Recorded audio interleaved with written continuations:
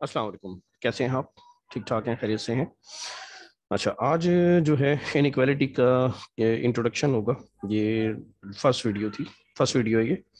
इसमें हम लोग जो है, जैसे कि मैं आपको बताऊंगा कि किस तरह से हम जो है वो इनइक्वालिटी को उसकी वैल्यूज लिखेंगे। ठीक है, बिल्कुल इंट्रोडक्शन है ये, बिल्कुल ही बेसिक वीडियो है ये, जिसमें आपको बताता हूँ। देखिए किस तरह से हम लिखते हैं नंबरों में और इनइक्वालिटी के फॉर्म में। फॉर एग्जांपल, अगर जैसे मैं लिखूं x इज ग्रेटर देन 9।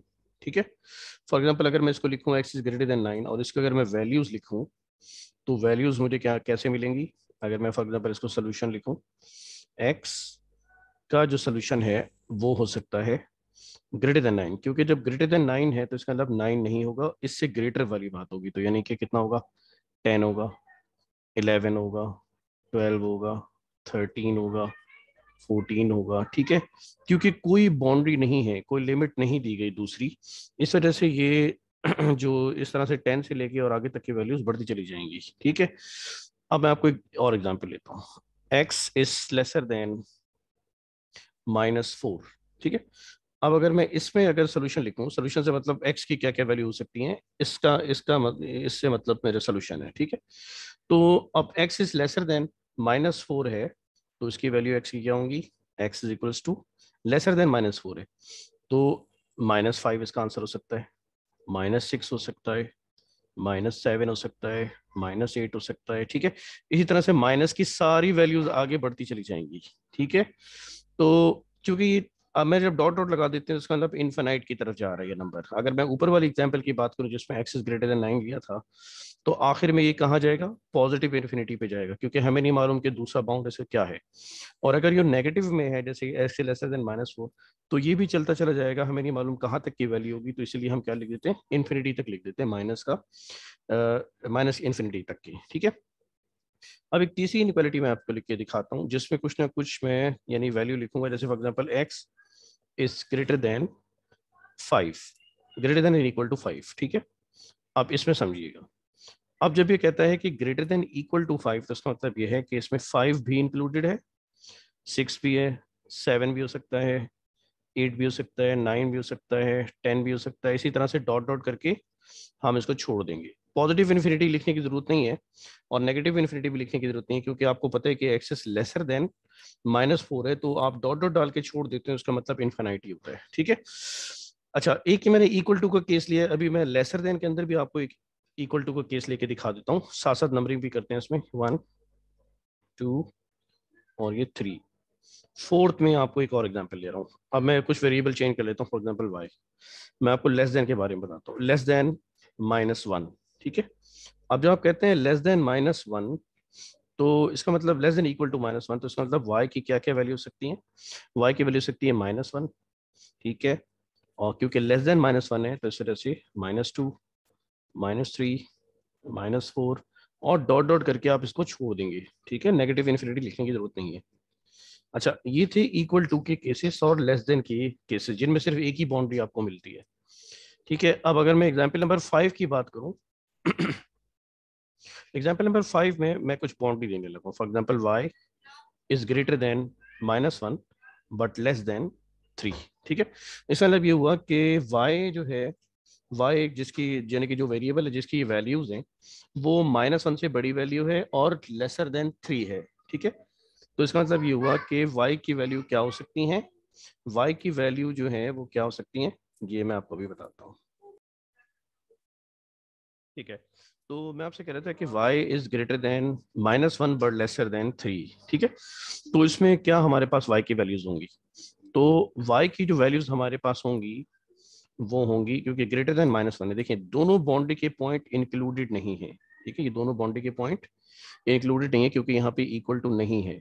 जैसे कि आपने यहाँ दिखा था कि बाउंड्री का पॉइंट इंक्लूड था, यानी कि ये वैल्यू एक कम से कम एक बाउंड्री का पॉइंट इंक्लूड था। यहाँ पे दोनों इंक्लूडेड नहीं है, तो इसमें हम कैसे लिखेंगे?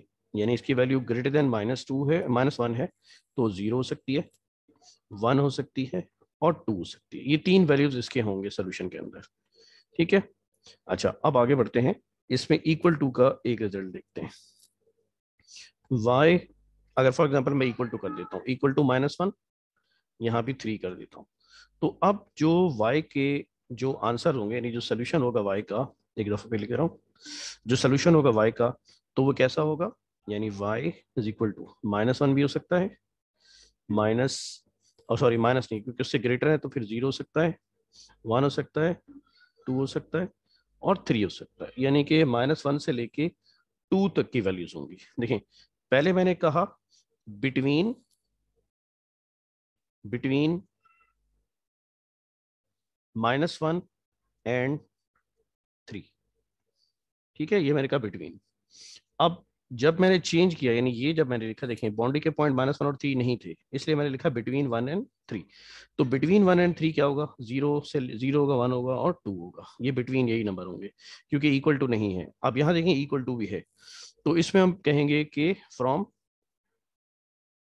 -1 टू 3। अब इसमें मैंने बिटवीन नहीं लिखा, बल्कि फिर मैंने क्या लिखा कि -1 टू 3 तक, ठीक है। अच्छा, अब इसी में एक और भी क्वेश्चन लेते हैं, एग्जाम्पल लेते हैं, और इस दफा जो नंबर है क्वेश्चन का वो है 6, सॉरी 6 ये था, 7 है। 7 में जो मैं लिखने जा रहा हूँ एग्जाम्पल, उसमें एक तरफ से मैं इक्वल टू दूंगा और दूसरी तरफ से इक्वल टू नहीं दे रहा। फॉर एग्जाम्पल ये वेरिएबल है z, और ये ग्रेटर देन है, ग्रेटर देन इक्वल टू है 0, और लेसर देन है, लेसर देन, चलिए इक्वल टू भी मैंने लगा दिया, तो इसको इरेज कर देते हैं, क्योंकि मैं ये सोच रहा था कि इसमें आपको जो मैं दूंगा, चलें एक दफ़ा इसको एक दफ़ा कंसिडर कर लेना, रिवाइज हो जाएगा, ठीक है। 5 ले लेते हैं इसको, ठीक है। अब z की जो वैल्यूज होंगी मेरे पास, उसमें 0 से लेके 5 तक वैल्यू होंगी। तो z इज इक्वल टू 0, 1, 2, 3, 4 और 5, ठीक है। अच्छा जी, एक दफ़ा ऐसे करते हैं कि माइनस में भी कोई नंबर ले लेते हैं, ताकि माइनस में भी आपको समझ आ सके। तो इसको ले लेते हैं f, f greater than equal to -8, lesser than n equal to -1, ठीक है। तो जब हम इसको देखेंगे तो f का जो सोल्यूशन हम लिखेंगे, तो सोल्यूशन कैसा होगा, f इज इक्वल टू, देखिए दोनों बाउंड्री के पॉइंट्स इंक्लूडेड हैं, क्योंकि यहाँ पे इक्वल टू का साइन है, ठीक है, इक्वल टू का भी साइन है। तो हम कहाँ से लिखेंगे, -8 से लेके -1 तक लिखेंगे। तो -8, -7, -6, -5, -4, -3, -2 और -1। या आप इसको ऐसे भी लिख सकते थे, जैसे मैंने इसको असेंडिंग ऑर्डर में लिखा है, तो आप इसको डिसेंडिंग ऑर्डर में भी लिख सकते थे, यानी -1 से स्टार्ट करके आगे भी लिख सकते थे। दोनों आंसर्स इसके ठीक है, ठीक है। अब एक साइड से मैं करता ये हूँ कि नंबर 9 लिख रहा हूँ, नंबर 9 में मैं लिख रहा हूँ g is greater than 3 but less than and equal to 10, ठीक है। अब इसके देखिए सोल्यूशन कैसे करते हैं, g की क्या क्या वैल्यू हो सकती है। g में 3 नहीं होगा, क्योंकि इक्वल टू g में नहीं है, ठीक है। तो इस तरह से होगा 4, 5, 6, 7, 8, 9 और 10 तक के इसका सोल्यूशन होगा, ठीक है।